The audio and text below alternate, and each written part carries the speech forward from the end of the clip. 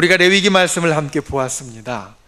성경 말씀을 향하여 이런 말씀을, 이런 이야기를 하기가 때로는 잘못하면 좀 불경스러울 수도 있지 않나 조심스럽긴 하지만, 이 레위기는 우리 성도들에게 있어서 악명이 높은 책입니다. 왜 악명이 높으냐? 레위기에는 여러 제사의 규정들과 우리 삶에 지켜야 될 여러 하나님의 명령들, 말씀들을 담고 있는데, 그 말씀을 읽다 보면 하나님의 말씀이라서 읽지만 이게 도대체 어디를 이야기하는 건지, 무슨 이야기를 하는 건지 전혀 그려지지도 않고 알지도 못하고 생각도 안 되고 또 이해도 안 되니까 이 말씀을 읽으면서 받아들여지기가 참 쉽지 않고, 또 그 말씀이 그렇게 어려워서 복잡해서, 그래서 이 레위기를 읽다가 성경 읽기를 포기하는 분들이 많기 때문에 이 레위기가 참 악명 높은 책이라 말할 수 있습니다. 레위기에 나오는 내용들, 다른 내용들은 이야기 같아서 슬슬 잘 넘어가고, 또 어떤 부분들은 은혜로 와서 어려워도 우리에게 쉽게 되어지는데, 은혜 때문에 쉽게 되어지는데, 레위기의 제사 규정들은 은혜가 되는 것 같지도 않고 이야기 같지도 않고 어려워서 이 레위기의 말씀을 읽다가 성경책을 덮는 경우가 참 많다라는 겁니다. 이 레위기 말씀을 보면서 생각합니다. 왜 하나님께서 이렇게 읽기 어렵게 우리에게 주셨을까? 왜 이렇게 자세하고 복잡하게 적어 놓으셨을까? 우리를 시험하시려고, 우리를 힘들게 하시려고 그랬나? 라는 생각을 하다가, 아니, 하나님이 그러실 분이 아니신데 우리를 사랑하셔서 우리에게 항상 좋은 것을 주려고 하시는 분이시고, 우리를 항상 인도하시고 보살피는 분이신데 왜 이리 자세하고 복잡하게 주셨는지 이유가 있을 것이다. 오늘 여러분들과 함께 살피기 원하는 것이 크게 보면 바로 그것입니다. 하나님께서 이 레위기, 읽기 힘들고 이해하기 어려운 책, 그 안에 아주 상세하고 복잡하고 또 이해 안 되는 옛날 것들을 적어 놓으셨는데, 하나님께서 왜 그러한 것을 주셨는가? 오늘 말씀의 제목이 어떻게 됩니까? 우리 한번 같이 말씀의 제목을 이야기해 보겠습니다. 시작. 하나님 앞에 코람데오.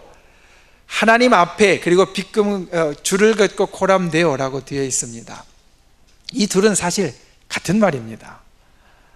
코람데오라는 이름이 예전보다는 우리가 좀 익숙하게 많이 듣는 말이 됩니다. 이런 카페도 있고 또 이런 제목이나 사람들의 구호도 있기 때문에 이 코람데오라는 말이 우리에게 이제 예전같이 생소한 말이 되어 있지는 않지만 그 뜻이 무엇인지 아직 모르는 분들 많이 있을 겁니다. 이 코람데오는 하나님 앞에 라는 뜻입니다. 이 코람데오라는 말은 종교개혁자 마틴 루터에게서 기원한 말입니다. 코람데오, 루터가 이 말을 하면서 이야기하고 주장하고 싶었던 것은 바로 이것이었습니다. 오직 나는 하나님 앞에만 서 있다. 루터는 종교개혁을 하면서 오직 신앙으로 돌아가자, 오직 믿음으로 돌아가자, 오직 하나님을 믿는 그 믿음, 신앙, 십자가, 은혜로만 들어가자라는 것을 이야기를 했습니다. 그랬더니 그 당시의 교회와 국가가 이것을 반대했습니다. 그래서 루터를 재판대에 세웠습니다. 교황이 있고 황제가 있습니다.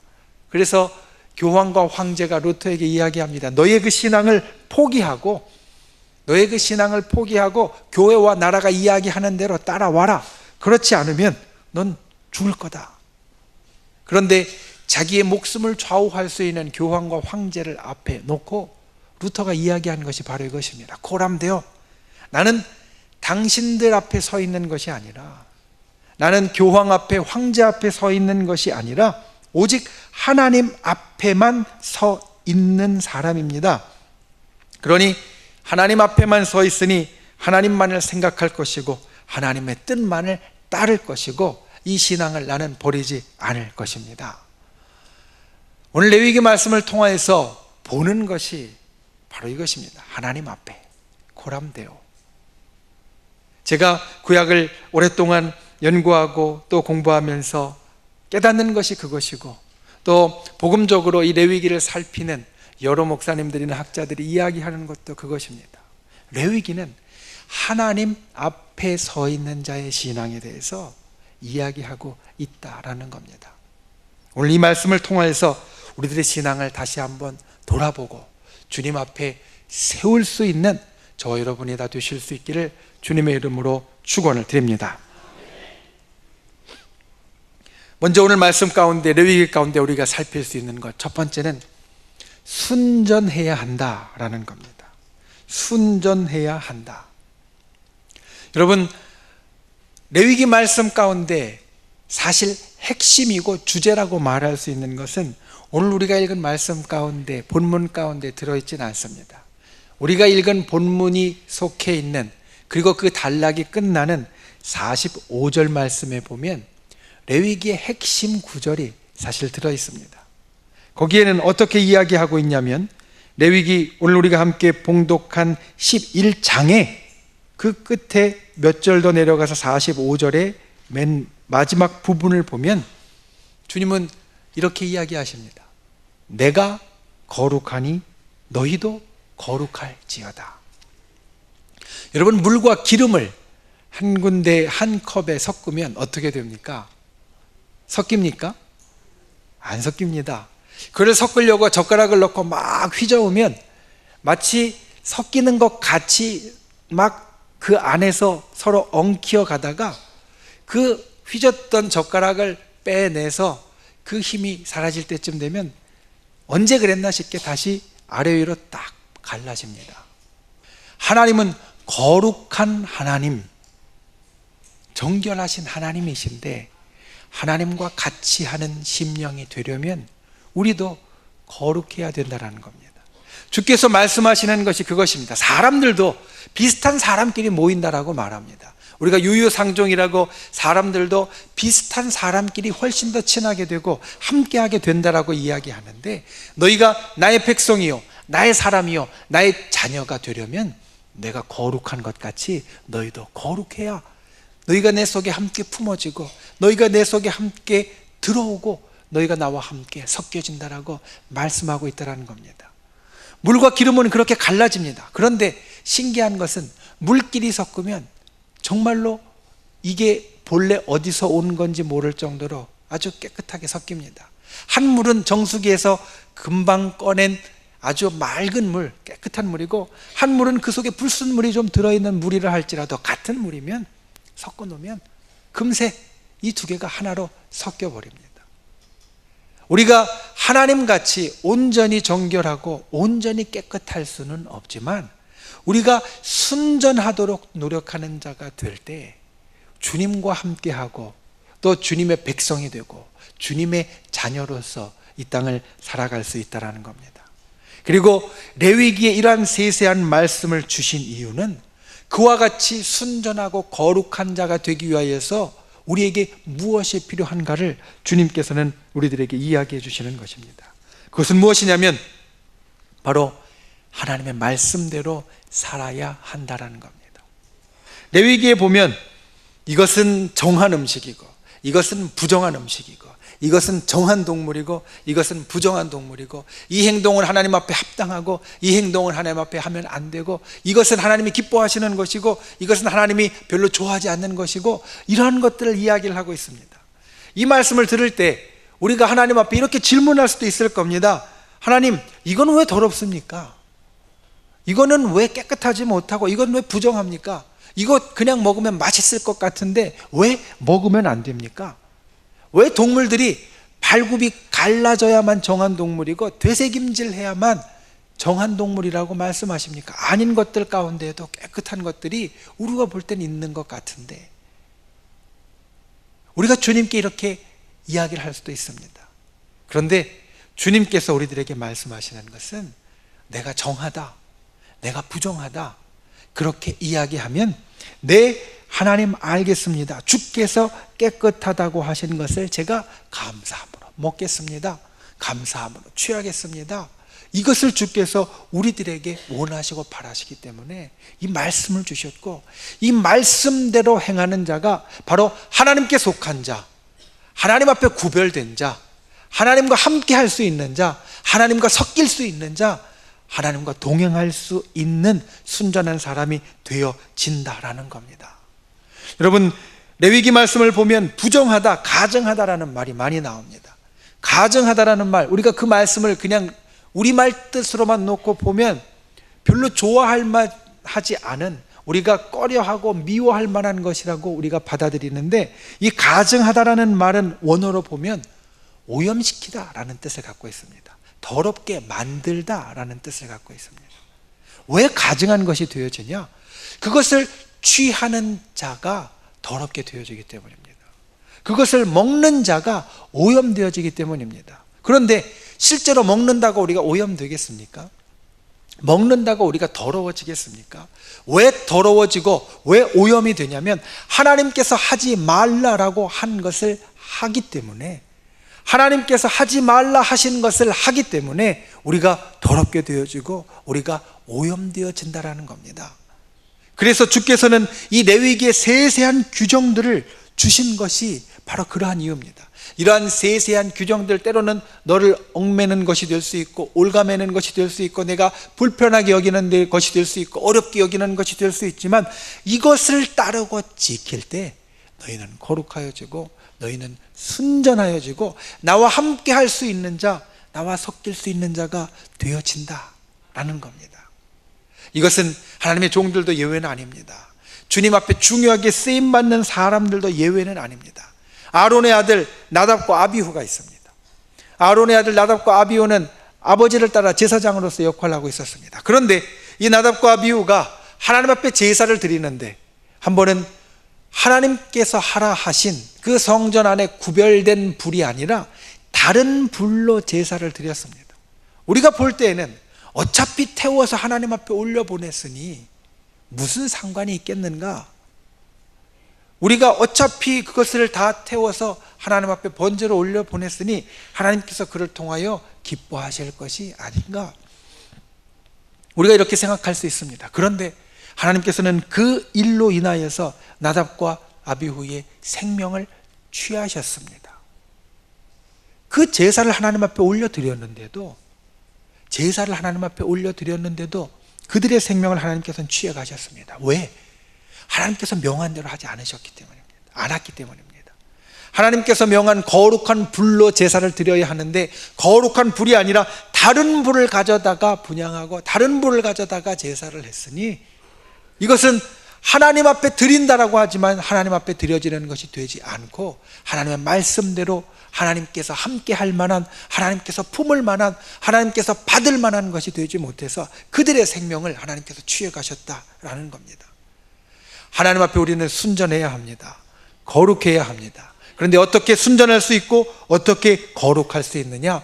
주님의 말씀을 지키고 주님의 말씀을 따를 때에, 때로는 그것이 이유를 붙일 만하고 이해가 되지 않고 우리가 레위기 말씀을 읽으면서 이건 정말 어떤 것인지 도저히 알아듣지 못하는 것 같을 때에도 우리가 그것을 지키고 나아갈 때 하나님 앞에 거룩한 자가 되어지고 하나님께서 품으실 만한 자가 되어지고 하나님과 함께 할 만한 자, 하나님의 백성, 하나님의 자녀가 되어진다는 겁니다. 저와 여러분이 그와 같이 주님 앞에 순전한 분, 순수하고 온전한 분들이 되시기를 주님의 이름으로 축원을 드립니다. 말씀을 기억하고 지키는 것, 그때 우리가 순전해질 수 있다는 것을 기억하여서, 생각하여서 하나님의 말씀을 언제나 붙잡고 그 말씀을 따라 살려고 노력하는 그런 귀한 저와 여러분이 될 수 있기를 주님의 이름으로 축원을 드립니다. 두 번째로, 우리는 깨어 있어야 합니다. 여러분, 우리는 지금 성경 말씀을 가지고 있습니다. 이 성경책을 가지고 있습니다. 레위기의 말씀, 아까 말씀드린 대로 좀 악명 높은 성경의 책 가운데 하나입니다. 읽다 보면 힘들어집니다. 그리고 이 많은 세세한 규정들 우리가 기억하기 참 어렵습니다. 저도 마찬가지입니다. 만약 성경책을 딱 덮고 목사님, 레위기에서 말하는 정한 것, 부정한 것, 동물이 무엇이고 어떠한 일을 하면 안 되는지 한번 이야기해 주세요 라고 하면 저도 다 말할 자신 없습니다. 성경책을 우리 옆에 두고 있고, 그리고 이것을 몇 번, 몇십 번 읽어도 우리가 이 속에 있는 내용들, 세세한 하나님의 규정들을 우리가 다 기억한다는 건 사실 굉장히 어려운 일입니다. 불가능에 가까운 일입니다. 그런데 여러분 어떻습니까? 이스라엘 백성들이 이 말씀을 받고 이 말씀대로 살아갈 때는 성경책이 없었습니다. 기록된 책이 없었습니다. 그냥 그들은 모세를 통하여 하나님께서 해주신 그 말씀들을 한두 번 듣고 제사 드리러 가서 제사장들이 가르쳐주는 말씀들을 또 한두 번 들었을 뿐입니다. 그러니 여러분 이 말씀들을 그들이 다 기억한다는 건 사실 아주 불가능한 일이었습니다. 우리는 이 책을 옆에 두고 있어도 분간하기 어려운 것들이 많은데 이 책을 가지고 있지도 않으면서 그 옆에 갖고 있지도 않으면서 이 말씀을 지켜 행한다라는 것. 첫 번째 하나님의 말씀을 지키는 게 우리가 순전하게 사는 길이라 이야기를 드렸는데 그 말씀을 지킨다라는 게 사실 쉬운 일이 아니었다라는 겁니다. 아니, 불가능한 일이었다라는 겁니다. 하나님께서 이 레위기 규정들 가운데 음식에 대한 규정들을 주신 이유가 바로 그것입니다. 음식에 대한 규정들이 레위기에 많은 이유가 사실 그것입니다. 왜냐하면 음식은 우리가 항상 가까이 하는 것입니다. 하루에 3끼 꼭 먹어야 하고 3끼뿐만 아니라 다른 때에도 우리는 음식을 먹습니다. 먹을 것이 항상 우리 주변에 항상 있습니다. 그러니 먹을 것에 대한 규정들은 우리가 항상 하나님께서 이건 먹으라고 하셨지, 이건 먹지 말라고 하셨지, 그 말씀을 우리들에게 일깨워주는 가장 좋은 도구가 되었다라는 겁니다. 그런데 그럼에도 불구하고 이 말씀을 잘 지킨다라는 건 사실 본래적으로 어렵습니다. 오늘 우리가 함께 본 말씀 39절 말씀을 보면 이렇게 우리에게 말합니다. 너희가 먹을 만한 짐승이 죽은 때에, 먹을 만한 짐승이 죽은 때에, 여러분 먹을 만한 짐승은 정결한 짐승을 말합니다. 정결한 짐승, 부정한 것이 아니라 정한 짐승을 말합니다. 하나님께서는 정한 것만 먹을 수 있도록 우리들에게 허락하여 주셨기 때문에 정한 짐승을 말합니다. 거기에는 소나 양이나 이런 것들, 우리가 아는 것들이 그 가운데 들어 있습니다. 그런데 이 정한 짐승이 죽었을 때에도 그 짐승을 만지면 부정하게 된다라고 말합니다.